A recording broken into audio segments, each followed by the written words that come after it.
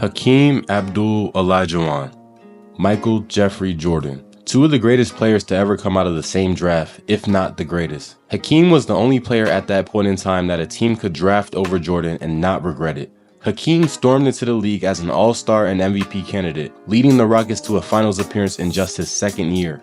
Little Moses surpassed the impact left by his predecessor, Moses Malone, and became more. He became the dream.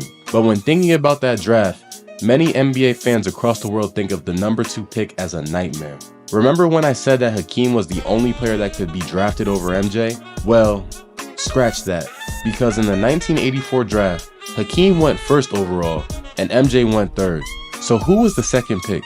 Who was the what if in the middle of greatness? Who was the player that history never forgot while the present overshadowed his image? Well, it was none other than Sam Bowie. I'm Just Drew, and this is how one pick changed NBA history forever. Bothered by Lewis. Iverson. Yes. How about that? Steps over Tyronn Lue. But before we get into this video, for only 1 click a day, your subscription does a lot for my joy and happiness. It is free, and it's big and red as you see, so please, acknowledge me. There's also a little button while you're down there too. It's called the like button.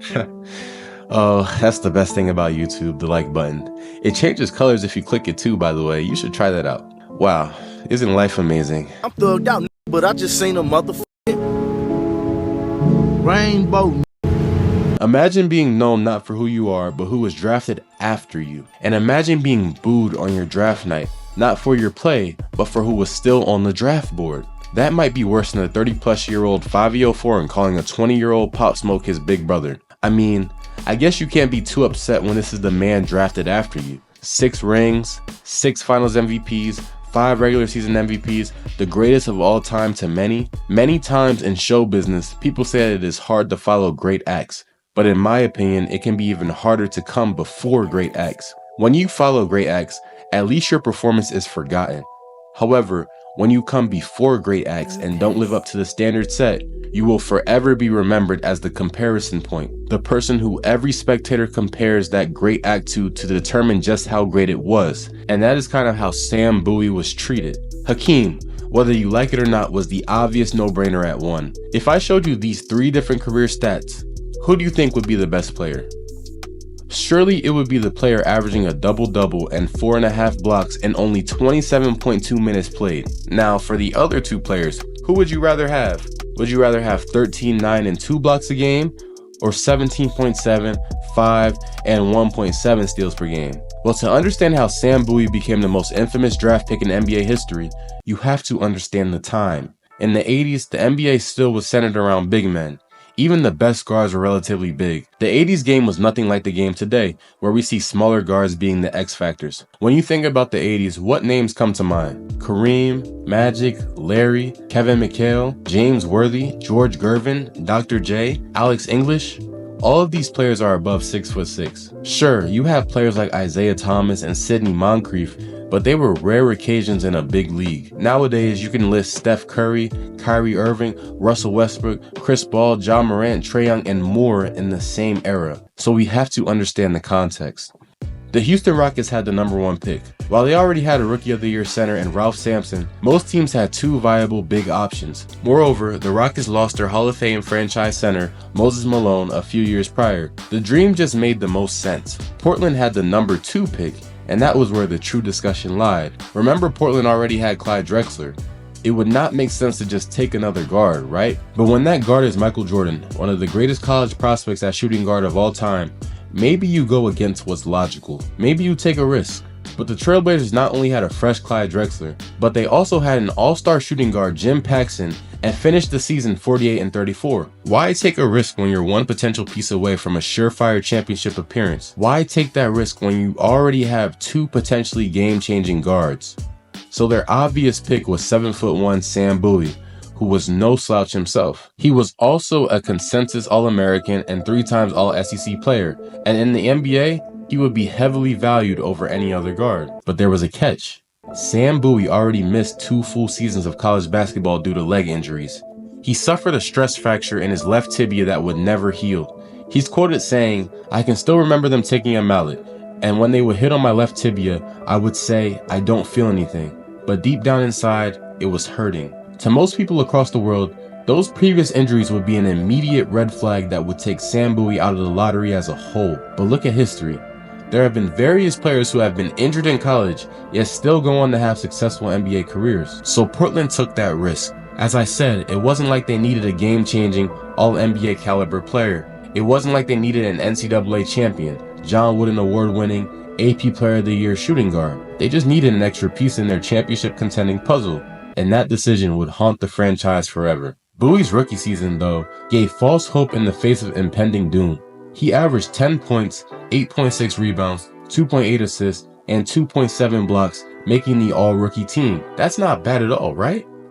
Until you take into account the all-time rookie seasons that Hakeem and MJ had, both finishing in MVP voting. Hakeem finished 12th in MVP voting, averaging 20 points, 12 boards, and 2.7 blocks, making the All-Star team. Oh, and Jordan maybe had the greatest rookie season of all time next to the rookie MVP Wes Unseld, finishing 6th in MVP voting after averaging 28 points, 6.5 boards, 6 assists, and 2.5 steals, making an All-NBA team and an All-Star game. So yeah, when compared to the two players he was sandwiched against, Sam Bowie did not seem like the number 2 pick at all, and it would only get worse. While Hakeem and MJ went on to have Hall of Fame, record-setting championship careers, Sam Bowie dealt with injuries again and again. By 1990, he had missed over 200 games. His body could just not keep up. While MJ and Hakeem were building all-time dynasties, Bowie was undergoing another surgery. Imagine this: Jordan and Drexler, his airness and the glide. Two game-changing guards on the same team with the potential to revolutionize the backcourt way before Steph and Clay did. Think about it. At that time, the best backcourt duo we saw was probably Isaiah Thomas and Joe Dumars.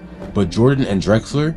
Maybe they could have made the league centered around guard play well before the revolution in the 2010s. Maybe Clyde would be cemented as a top 30 player, winning multiple championships. Maybe Jim Paxson, instead of John Paxson, would be a household name. Maybe, just maybe, Portland would be an all-time dynasty, not the Bulls. That one pick changed NBA history. The Bulls got MJ, Portland could never finish their story, and one of the greatest of all time was born, in Chicago instead. All while Sam Bowie struggled to break the glass ceiling in his 10-year career. While he showed flashes of greatness, flashes of why he was an All-American player, flashes, the flash is not what makes greatness. It is the longevity behind the flash.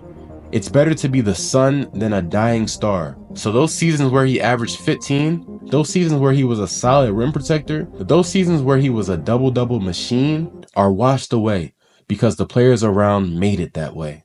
And objectively, Sam Bowie had a great career. Sam Bowie was no bust. Any person who can be more than just productive, putting up great, consistent numbers in the NBA is not a bust. He never asked to be compared to Jordan. He just wanted to play ball. He worked through the injuries to do so. And I am under the belief that had he not been struggling with injuries throughout his career, he would also be an all-star. He was good with injuries, so imagine if he was healthy. He would be a blocks leader. He would be a rebounding champion. He would be a champion on that great Trailblazers team. Him and Clyde would be an all-time duo. He would be a Hall of Famer. Sam Bowie isn't the villain in Jordan's origin story. He is a reminder that sports are unpredictable and injuries can derail everything great. But in the end, we don't just remember champions, we remember what could have been. The draft is not easy, and greatness isn't easily visible at that point. If you got to this point, remember to like the video, and let me know in the comments, was Bowie a bust, or just a tragedy of timing? Hindsight is invisible until it isn't, and I believe that Bowie had all the tools to be great, just his body couldn't keep up with them.